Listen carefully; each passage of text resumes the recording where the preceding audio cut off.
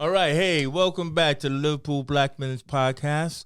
I'm your host tonight, Chase Johnson Lynch, and I'm surrounded once again by my brothers, and we're getting fortified and stronger because we're adding more to our ranks and everything. And what we want to do is express our positivity about what we want to be discussing each time we come onto a podcast. And and when I was talking to my brother there, Errol there, and I was talking to Addy, and I was just thinking, you know what? We need to actually kind of like, I wouldn't say set the record straight, but actually have a positive and not destructive conversation around religion and Christianity. And sometimes when you throw out the word Christianity, the arguments begin. But so that they don't, I'm just going to just introduce my brothers to my left here, starting with you, Adeyinka. Just tell us who you are. My name's Adeyinka. Thanks for having me on your show here. I'm a Christian. I am an Anglican Christian, and I'm actually an ordinand, which means that I'm training. I still got my training wheels on. I'm training to be a vicar myself in the Anglican tradition. Nice one. I remember we had that conversation. I knew it would be great for this podcast. But then I'm also joined by my main brother, also a co-host on Big Condo Online, has his own show called Discovering. My man James Diboe. How you doing, Chase? I'm great to be back on Big Condo Online. And basically, I'm an independent researcher on African history, ancient African history in particular, indigenous peoples around the world, particularly the melanated peoples, the first peoples to ever reach any place on the planet. Also, I don't have a religion, but I have a connection to people who are spiritual. Yeah. So if you're the religious person, you're spiritual, we definitely have a connection. Nice one, James. Yeah. Thank you very much. And then, what really inspired this particular podcast was watching my brother Errol here on your show, James, on Discovering, when you got to really kind of like, whoa, you broke my brain with some of the stuff you were talking about, Errol. So tell us who you are. Well, my name's Errol Graham. I'm a local activist, you could say, chef, bit of this and that. Coming from the Rastafarian tradition, but made that transition to Orthodox Christianity, being Ethiopian Orthodox faith.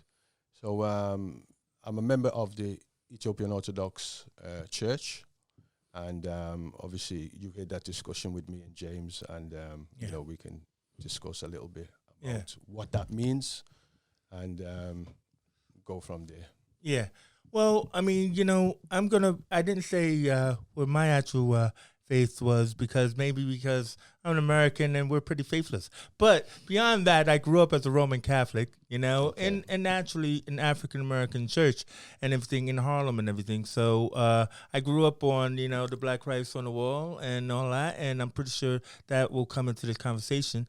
So I'm going to start it off. I'm going to start it off hot. I'm going to start it off with you, Addy, because you wrote up the topic that you wanted to discuss and everything. So why don't you tell us what the topic is, and basically from there we could just discuss it, not in the free fall, but peacefully, brother.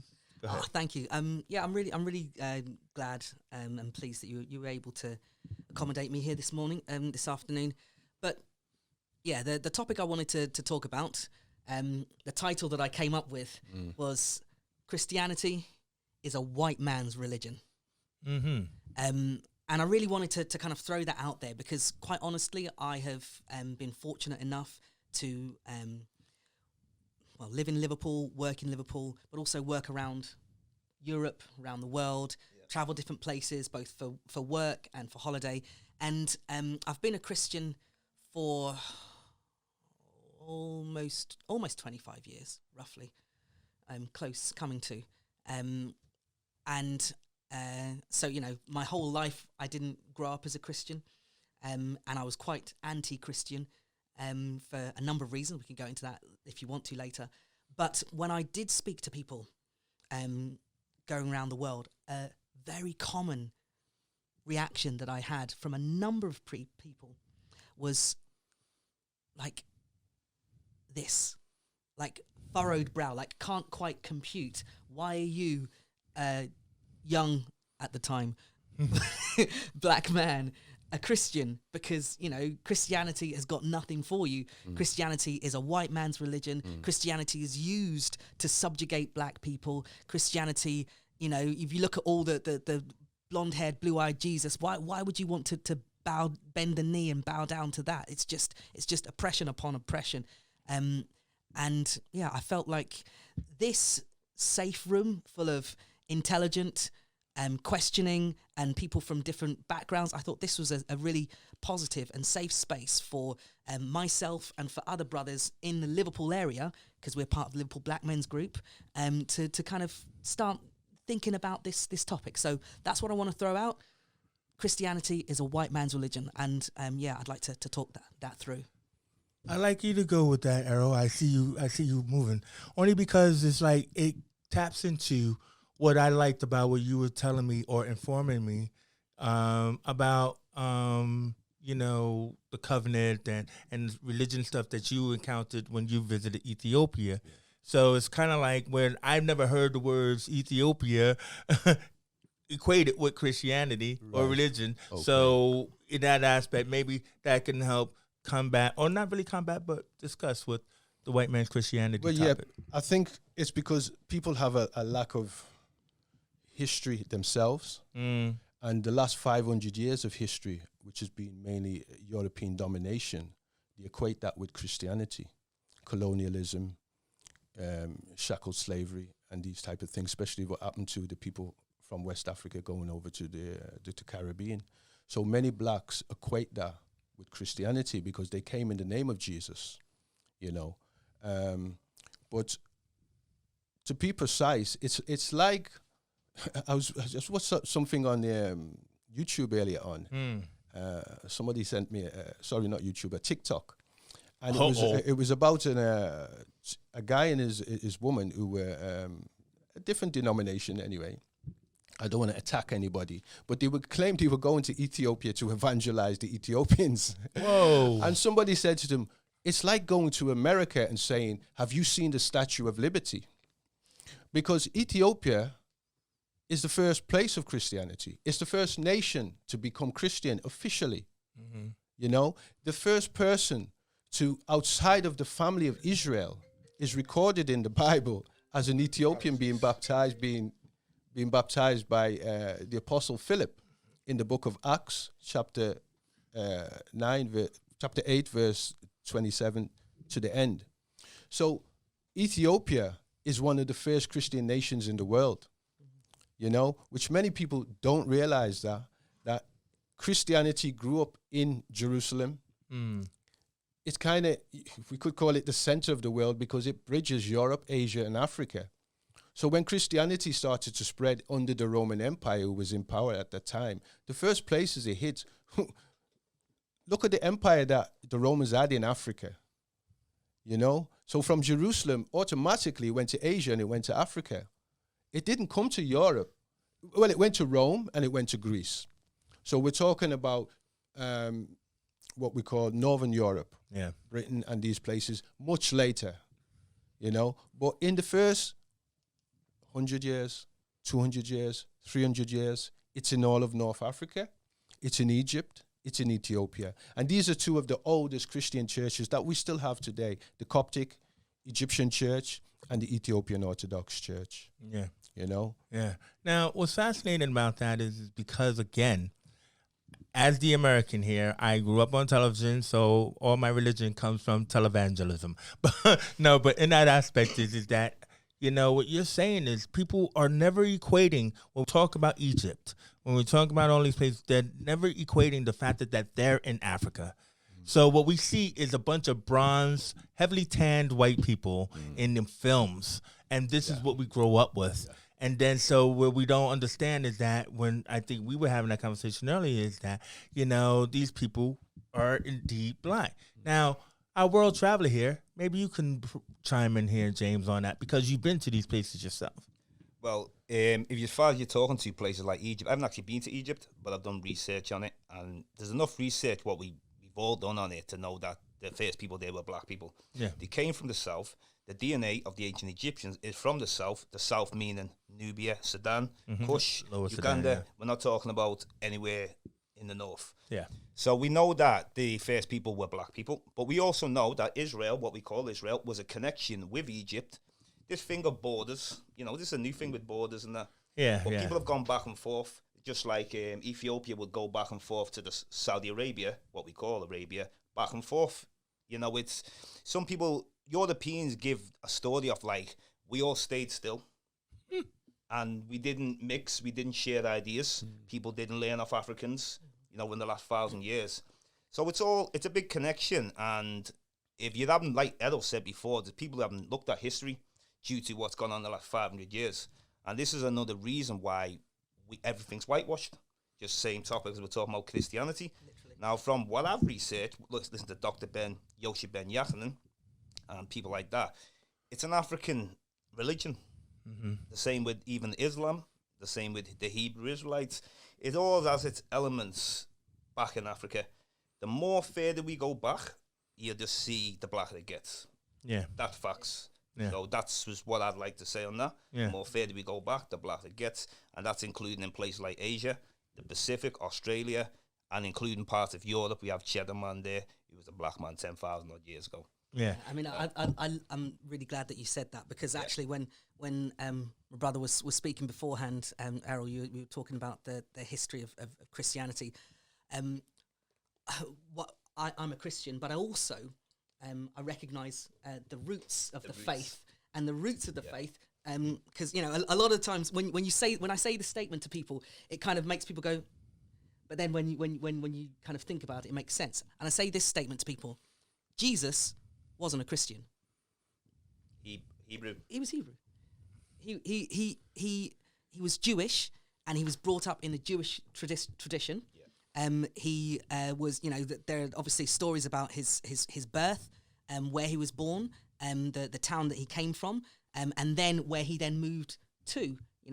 Obviously there's the nativity story about how his parents were fearful for his life, and so they moved from Bethlehem to Egypt. Right. And they lived in Egypt. But still, as a people, the people that and the tradition that he grew up in, it was a Hebrew tradition. Yeah. The Israelites, and if you can kind of go back through the family history, and you go back to Abram, who later became Abraham, the father of many nations, he came out of Mesopotamia. Exactly. But he came from that tradition. He came from that area, Western Asia. Exactly, and then he moved into he had his travels, and he moved into different places around the Holy Lands. But the people, the demographic, the DNA of those people, all the way back to Abraham, they were black people. Yep. And so even as you keep going through, and you keep coming through the fathers, and as you said, they didn't stay still. The different families and the different people that would connect and intermarry, and all those types of things. It was still a very, very it was very melanin heavy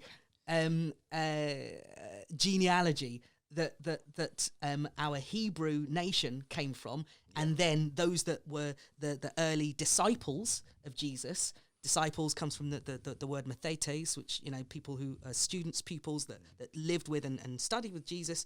They also were from different places, but a number of them were clearly also black. That's right. Those first disciples that were then called apostles, and then they went and took the. See, if you go back before that, because I always like to deal things in chronological order. So my parents are before me. I can't get round that. And the same within Africa, the spirituality, the first peoples. This is the beginning, so that's why I'll always deal in chronological order. Now, when we talk about Mesopotamia, we're dealing with the last couple of 1,000 years you're talking about. Yeah. Before that, Africans, Cushites, were in these areas. They were going into these areas, migrating. I don't mean migrating as in the first people. I'm talking about the seeds of civilization bringing in. There's a difference. Hundreds of thousands of years when people left Africa, that's the first migration. But later on, bringing the seeds of civilization to these different peoples. So when we go into Mesopotamia, there's evidence of black people there. Yeah. They called them in Sumer, the black-headed people. That's what they were called. Mm-hmm. You had the Colchians. They're finally admitting now that these were black people, Cushite or Egyptian stock. So these things are all coming out later. But when I have a conversation with Errol, we talk a lot, you see. Errol opens my mind on a lot of things. And I really appreciate that, because this is important, you see, where I had a bit of a negative thoughts on Christianity. Now, when I've had good conversations with Errol, and he broke it down, because he knows the Bible inside out.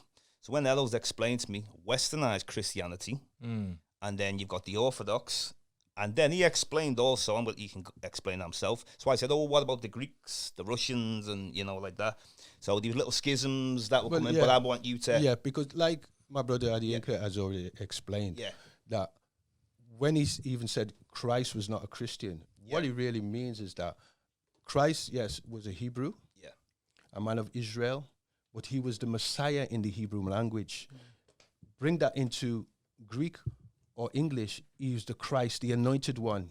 The Messiah, the Christ, the Christos, it means the anointed one of God. Okay? So the word Christian comes, them who are followers of Jesus Christ. I was going to bring They're that. little I was going to bring that. Christs, I was going to bring that. You know, so that's where the word Christian comes from. And they were first called that in Antioch. Indeed, Right, okay, You know? All right.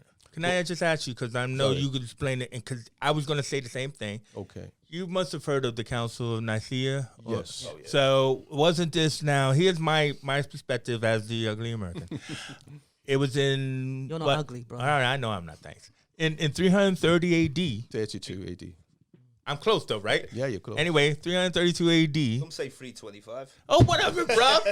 You know these different things. But I'm damn close. Carry on. Anyway, that the Council of Nicaea sat around and they invented the whole Christ anointed one, and they needed someone to be that person, and they chose this person of Jesus. That's actually Now, not. I'm just saying. that's Hold not on. a You correct. always get this narrative. I had to get something wrong. What's so crucial about, that's why I said before, people have a lack of history. Mm-hmm. The Council of Nicaea was convened by the Emperor Constantine. Yes, right. Everybody always says Constantine created Christ. He chose the Bible. Constantine was not a theologian, okay? What was happening is that he was the head of the Roman Empire. Yeah. He's seen the divisions within the Christian. There were some people, Christ is not a God. He's just a man. He is God, okay? So the early Christians, the disciples, the apostles, Christ was the God-man. Yeah. He is man, perfect God. But there was another person who was also an African named Arius, who was preaching. He came from North Africa, and he was preaching that, no, God, Christ was not a God, but he was just a man. So this caused a dispute within the Christian circles. Constantine he wanted to keep order within the Roman Empire, and he's seen these disputes going on because Christianity was growing rapid fire in many of the people turning from paganism to Christianity. Yeah. And to just track back quickly, the more the Romans persecuted Christians, the more people became Christians, which is, something to look at again, is another whole podcast. But Constantine's mother, Helena, was a Christian. His mother was a Christian, a devout Christian. Okay? So he decided to convey this council. And why he had it in Nicaea is because, which was in Turkey, modern day Turkey, Istanbul or somewhere around there, is because the persecution that happened in Rome, the Christians might have thought, you want to get them all together in Rome and slaughter them. So he said, okay, we'll take it to the east to show them that we are friendly, we are so-and-so. And what people tend to forget, that the church fathers that arrived there, the one who defended what won out the argument in the end was a bishop named Athanasius from Egypt, also a black man, was fighting against Arius, also a black man from Carthage. These two different doctrines. Yeah. Don't get me wrong, not everyone who converted, not every bishop was black. You had 4 sees of Christianity: Antioch, Jerusalem, Egypt, and Rome. Yeah. Okay? And then it went to Byzantium. So bishops came from every see. Yeah. Even they came from Ethiopia, was under the see of St. Mark, who was a black man, who was an African, who established the church in Egypt. That's why it's called the see of St. Mark.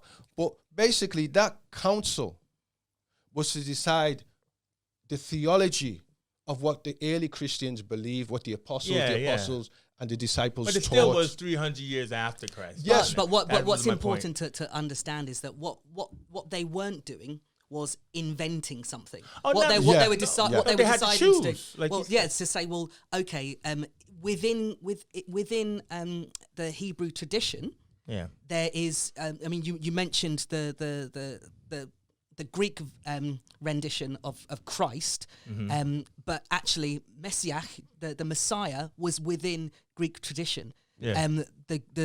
Sorry, not Greek tradition. Sorry, Hebrew, the Hebrew Hebrew. tradition. And you know the devout Hebrews and Jewish different types and Jewish sects were all looking for a Messiah. Mm-hmm. They were all wondering who this Messiah was gonna be. And it's not that the Christians came together and thought, oh, we'll come up with the idea of Jesus being a Messiah and let's try and fool people to believe in him. There was already within the Yeah. Jewish tradition the recognition and the understanding that a Messiah would come. They thought the Messiah was going to be a military leader, Yeah. and he was going to kick the butt of the Romans and, you know, make everything all nice and you know, rebuild Israel's wealth and put their foot on the neck of everybody around. Yeah. That's what they were hoping for. So when Jesus came, he was actually a bit of a disappointment to a lot of Jewish people, Yeah. because he didn't come out, raise an army and kick some butt. What he did was actually bring, and this is what he was trying to. His message was about the kingdom of God coming near. It wasn't about the kingdom of man in the way that man wants kingdoms on the planet and rule other people, subjugate other people, all that sort of thing. He was saying, no, you guys have all got this wrong. Yeah. You know, and when you talk about temples, you guys think about buildings. No. You know, you destroy this temple, I'll rebuild this temple in 3 days. He wasn't talking about sticks and stones. He wasn't talking about gold and bricks. He was talking about our bodies. You know, Yeah. he was also talking about the kingdom of God in a different way that was actually recognized within Jewish tradition, but not regularly preached about and not regularly understood by people, which is why I believe it passed a lot of people by. But the idea of there being a Messiah who was both God and man was extant. It was there deep, like, you know, like the words Blackpool Rock that go all the way through Blackpool Rock. Yeah. It was all the way through the Jewish tradition, but they just were kind of blinkered because they really wanted to be free of oppression. Yeah. Like the Liverpool Black Men's Group. You know, one of the things we Let talk me about. try and answer back because Sorry, you go kind ahead, of give him brother. about a good background history. Yeah. But I don't think it's answering his question. Remember to mention Because- the letter J. Because Yeah. It's only a couple of 100 years old. because of what happened in Nicaea, why the Christians wouldn't have come together and invented a Christ figure that we always hear, that narrative, is because you've got to realize that Christianity is being persecuted by the Romans for 300 to 400 years, 300 years up to that point. Okay, so in 325, which is the correct date of Nicaea, the bishops came, one arm broke, bent, eye poked out, tongue cut out. They come there like a raggle-taggle of persecution, broken. They had already lost the arm and the leg. They weren't about to... Look, if they were prepared to lose that in the defense of the gospel, why would they come to Nicaea and change the whole thing and create something? They've already had their eyes poked out, put into Den of Lions. boiling hot water, dens of lions. And like I say, the more they done that to Christians, the more Christianity grew. Yeah. But it was also what this man of Nazareth had done, or rumored to have done, or what they remembered to have done 300 years later. That was what my point was. The acts of goodness that he had created or has been known for is the reason why he was the choice that was made and stuff in that aspect. Because you know, for Christianity to grow, for what you just said, out of persecution there is strength. We need hope in a moment of hopelessness. You know, why not choose the person who only preached about turning the other cheek? Although there's an aspect of this that I think is important. That again, a lot of Christians have issues with even today, because you can't have Christianity without Christ. And the thing that is particular about Jesus Christ, and the specific reason why he was crucified, was not because he talked about turning the other cheek. Mm-hmm. That is not what made the chief priests and the scribes tear their clothes when Jesus gave his testimony. The thing that made them tear their clothes and say, we're killing this brother, is because he claimed to be God. He claimed authority. He didn't just heal the sick. He didn't just open the eyes of blind people. He didn't just feed a whole bunch of people with some nice bacon sandwiches from Subway or whatever. That wasn't his message, was to bring a packed lunch. Yeah. His message was to say, look, big neon signs, I am the Messiah. I am he. I'm the one you have been looking for. It is me. And these are my signs and wonders that point towards, I can say myself that I am, but if you don't believe who I am, watch what I do. Because the word I am that I am, the revelation that Moses had in the desert, and further fathers, Jewish fathers have had of God, when God was self-revealing himself to man, to that nation, each time he gave his name, although we don't know it rendered correctly, he says, I am. Yeah. And when they say when Moses said, who shall I say sent me? He said, tell them that I am sent you. And I am that I am is I am that which I will be. So it's almost like I am that which you will see me doing. You will see me being God. And Jesus came and said the same. He said, to the woman at the well, thank you, that I am he. And he also said to the Sanhedrin, I am. Yeah. I am the I am. It's not just what I will do in the power of I am, in the name of I am. You know when you mentioned about the anointed one, do you ever deal with something like dealing with a Christ consciousness? Does that ring a bell to you? There is such a thing, I believe. Yeah, because when I say a Christ consciousness, that could be for many different prophets. For example, if you know what I mean, not just only any of the apostles. Again, the word apostle is someone that's sent, a messenger, someone that works plenipotentiary with the power and authority of the one that sends them. And so there are many people who can and have operated in the power of Christ. That's basically the baptism of the Spirit. Christians have a Christ mind, basically. Yeah. I want to go back to Chase's question though, because I don't think we're answering his question.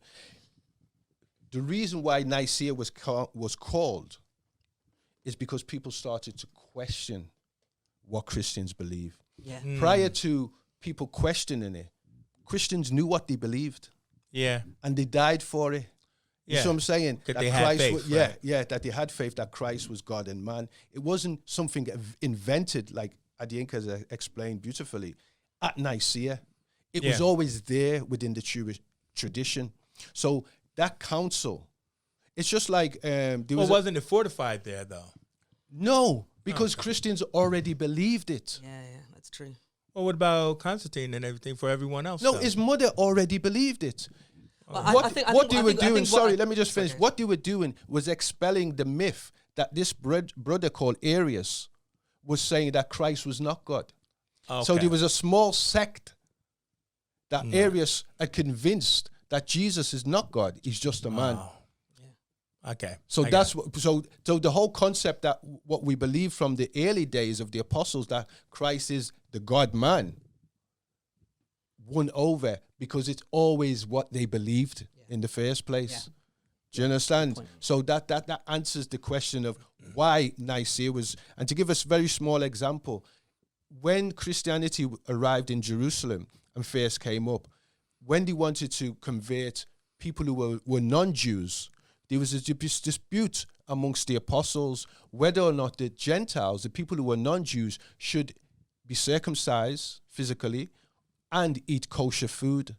So they convened a council. The first council we find is in the book of the Bible itself.